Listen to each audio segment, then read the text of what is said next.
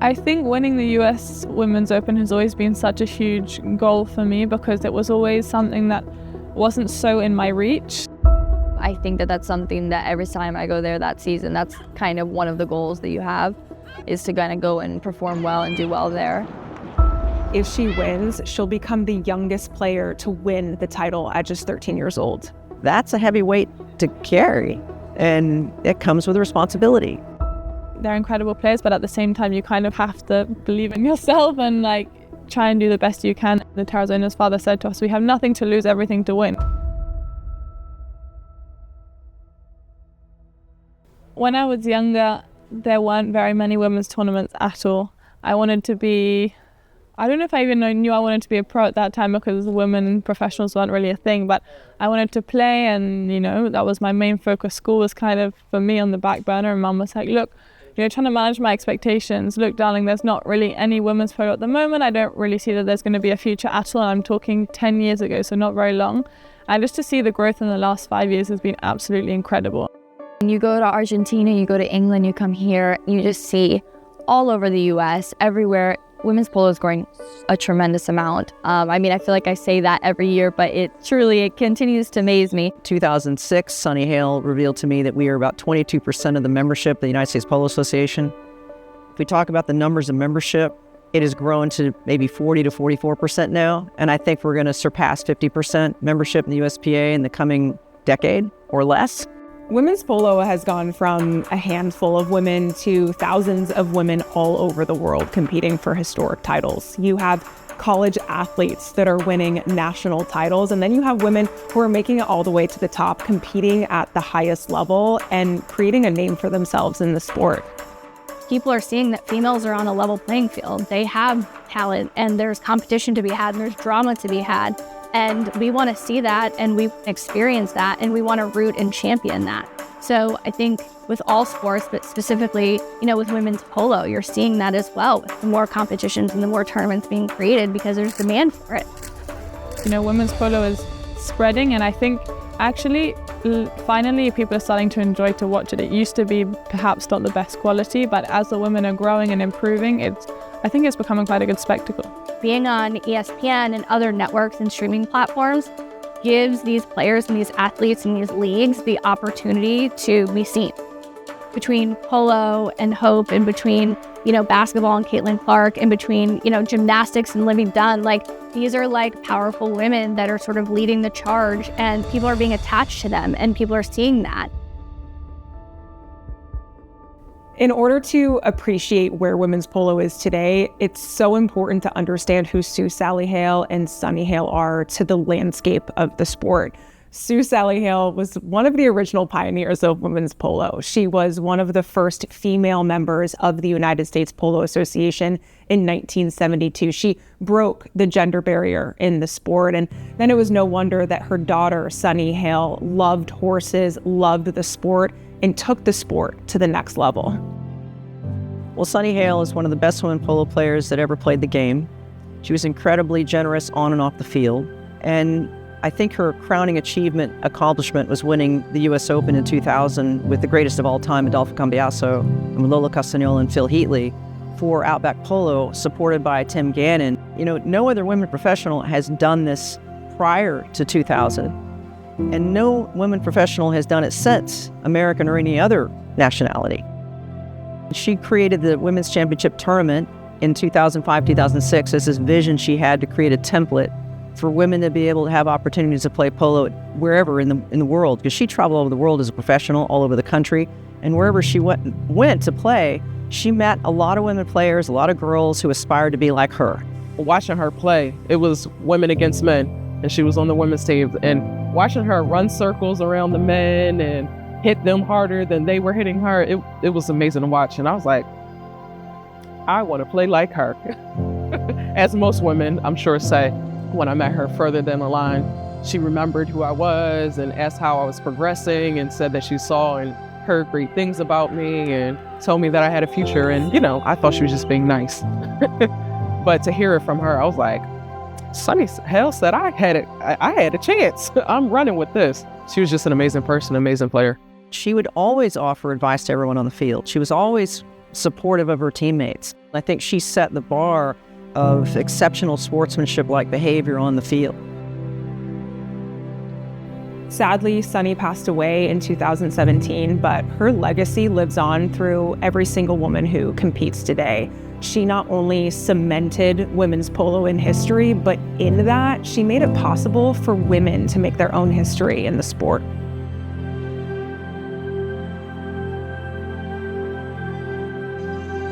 The top 3 tournaments that professional women polo players want to compete in and win today are the Argentine Women's Open, the US Open Women's Polo Championship, and the Ladies British Open.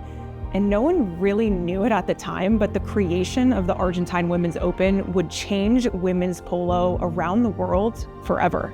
The Women's Open has changed it all, and I think it set a target and aim for all the girls that plays polo in the world.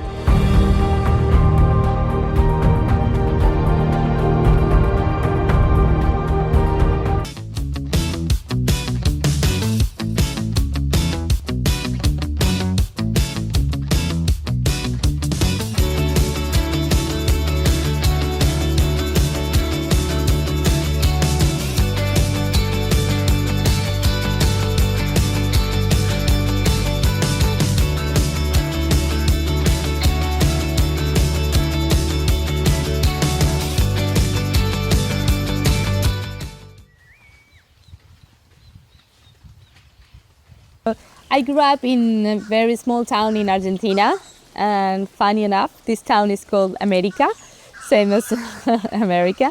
When I was young, I really wanted to play polo, and my dad was not so sure about a girl in this men's world doing polo, so he wasn't sure about it. So said, no, Oli, I just don't think this is for girls. And finally, he gave up, and one day he said, okay, you can do it, but if you do it, you have to do it at your best. So you really have to work and make sure you get to the highest you can, and that you do it properly and seriously. So that's what I did. Salvo right down the middle. She got it. What a win right there.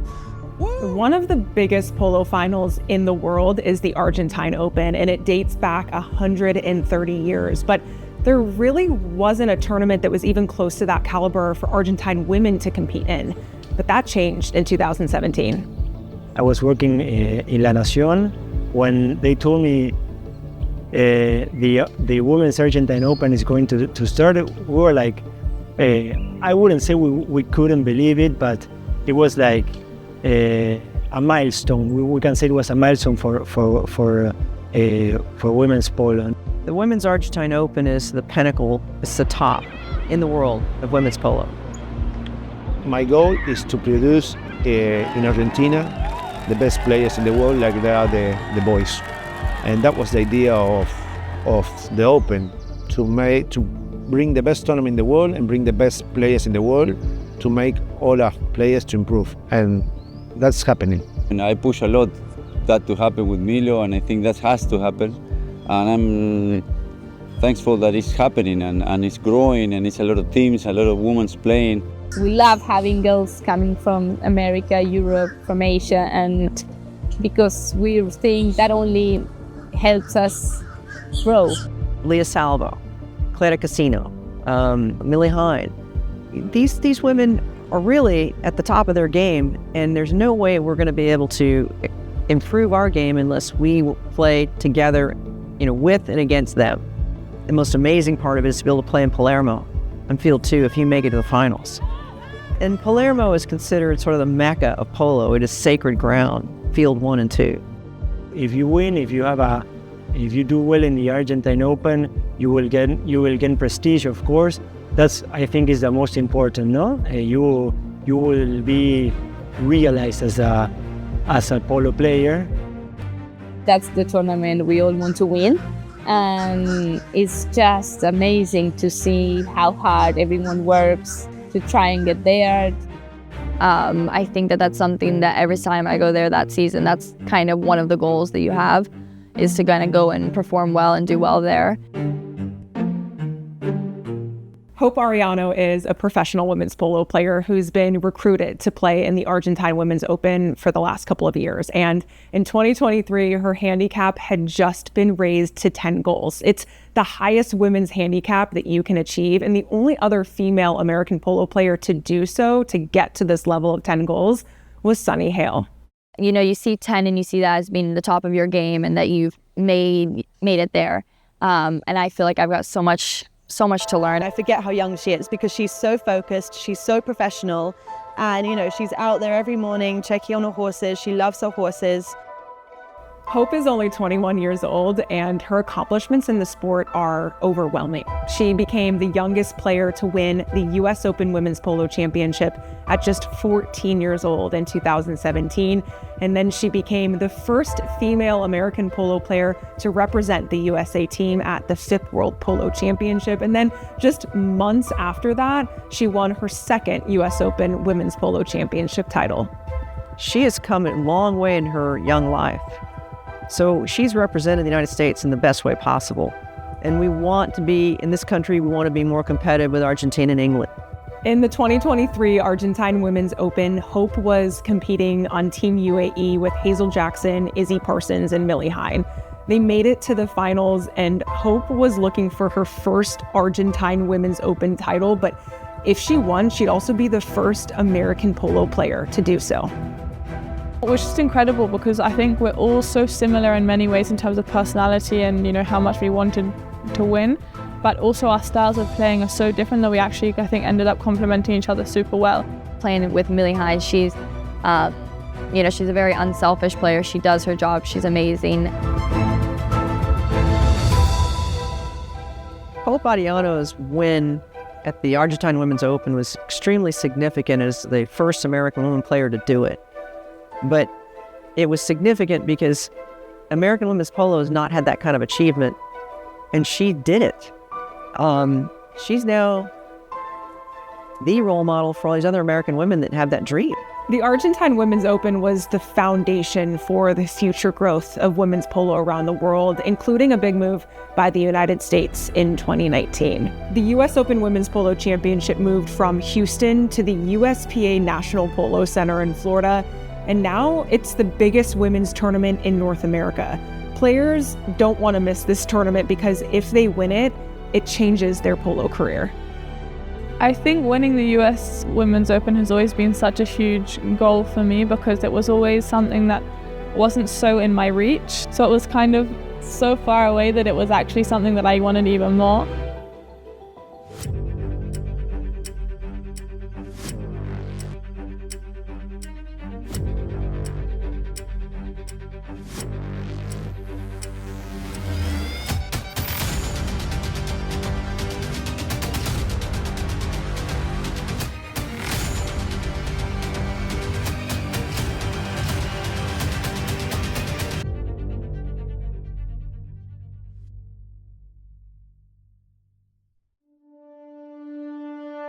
I believe that women would like to participate and win in the Women's U.S. Open because it is the premier women's tournament in the United States. And the finals are hosted here at the National Polo Center. It is the center of the universe of American polo. The Women's Open has roots dating back to 1937, but it wasn't officially recognized as a national tournament until 2011. But even so, throughout all of this time, it has always been the top-rated female polo players in the world competing with and against each other. There were 8 incredible teams in this year's 2024 Women's US Open. It was absolutely amazing. I mean, the amount of teams was incredible, and yet every single one was extremely competitive. I mean, there was no easy game. One of the new teams competing in the tournament this year was Buena Vibra, and they had really great individual players, but there were still some question marks as to how they would form as a unit and play as a team. But they did have a great leader in Millie Hine, who had just won the Argentine Women's Open with Hope Arellano. I want to be the best person I can be, and especially now, you know, playing with a team when people rely on you, it's nice to be able to put in your part and, you know, try not to let down the team and perform well. Millie Hine is an extraordinary player from England. She's definitely more giving, I think, emotionally. I think she was a bit young in the early days to really know she has this role model responsibility, right? But now she understands that role, I think. I mean, to be a role model for someone like Valentina Terrazona, that's a heavy weight to carry. And it comes with a responsibility. Valentina is only 13 years old, and she's competing in the most prestigious women's polo tournament in the United States. And there's a tremendous amount of pressure that comes with this competition. And I think opposing teams were really just waiting to see if she could handle that pressure. One of the strongest teams in the tournament was Lefay, and returning for that team was Hope Arellano.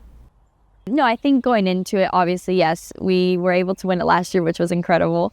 But no, I think this year we went in with a fresh mind, thinking this year's going to be hard, which it was. And we played with two young girls, Naomi and Hanan, who are absolutely incredible. Obviously, I love playing with Hazel, so that was amazing again. It's quite sweet actually. Off the field, lots of the younger girls always ask for their autographs and want to be in photos and meet them and stuff. So they're also very inspirational to the younger generations coming through as well.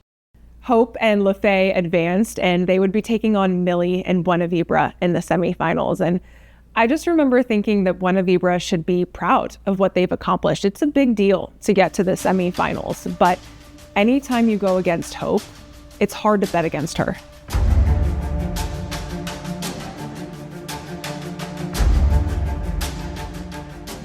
Oh, well done, Seppi. What a play right here. Hazel tried to get in there and make a hook on her, but Seppi just went ahead, took her time, and makes a count right here. What a goal. What a fantastic play by Seppi. Down the middle, Seppi puts it on through. I did not see this happening right here. I didn't see either team getting this big of a lead over the other. We had a really good start, and then they kind of came back, and it was, fighting for it pretty much the last few checkers. What a goal. And that's exactly what Lefay needed to get back into this polo game.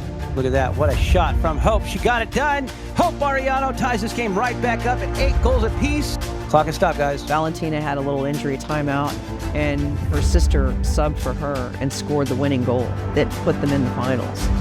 It looks like Buena Vibra is going to the finals of the 2024 U.S. Open Women's Polo Championship.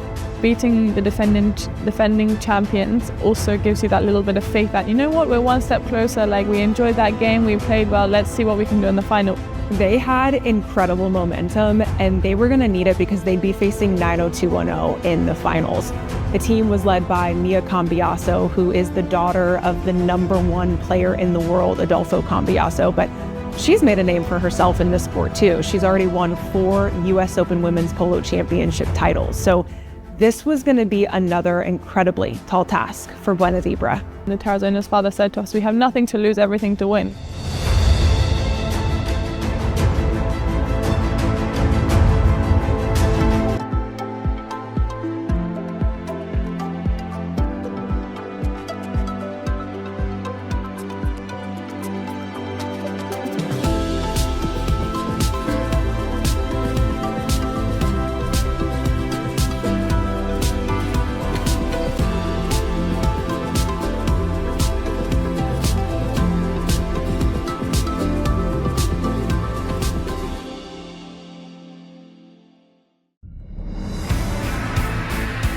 Welcome to the USPA National Polo Center, the sport's premier destination for polo. And today it's where 2 of the best women's teams in the world are going head-to-head.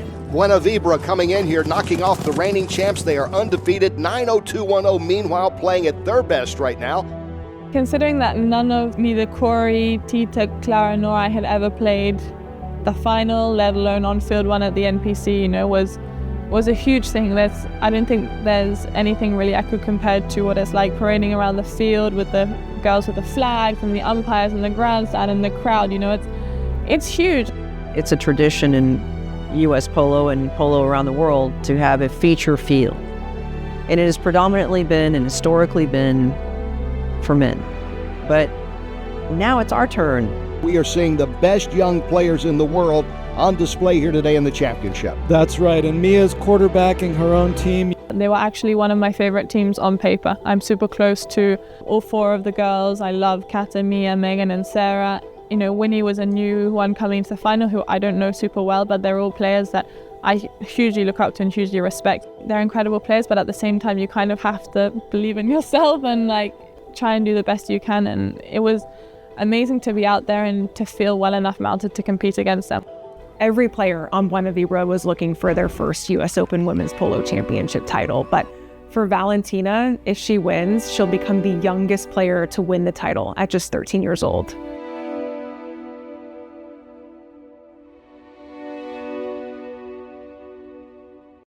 Here is 90210 going to goal. Good shoot, it's on, it's good.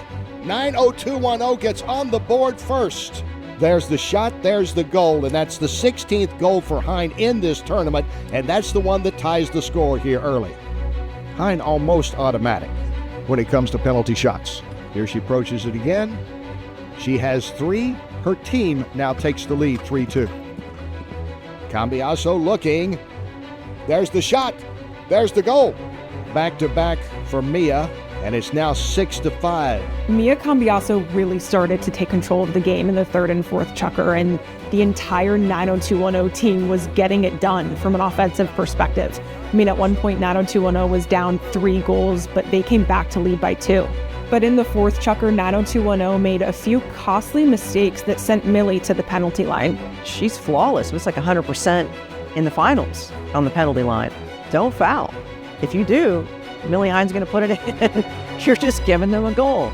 Millie is phenomenal at facilitating plays, and it allowed her teammates, especially Clara Casino Seppi, to settle into their roles and take advantage of the moment.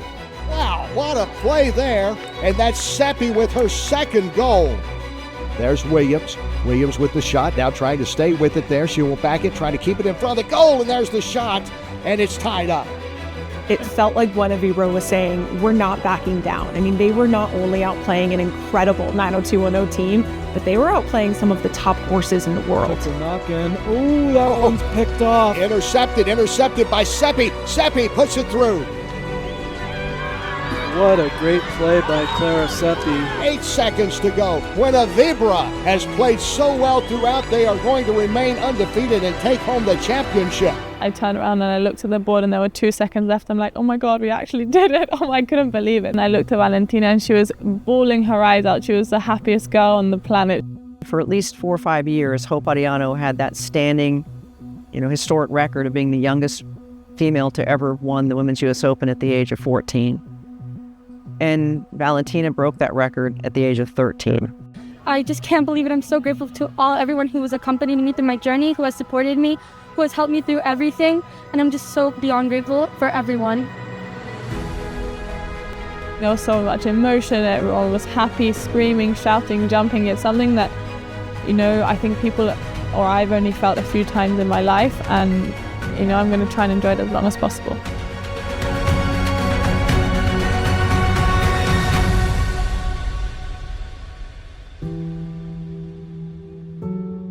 What do you think Sunny would say if she saw where women's polo is today? Phenomenal. She would say, that would be a word she'd use, is phenomenal. And one of her mantras was new friends, good polo, and shared passion. And that still resonates today. We're all friends. There's very few hiccups that occur in the polo community where one is unhappy with the other. We play together sometimes, we play against each other sometimes, but we all care about each other and we want to see each other succeed.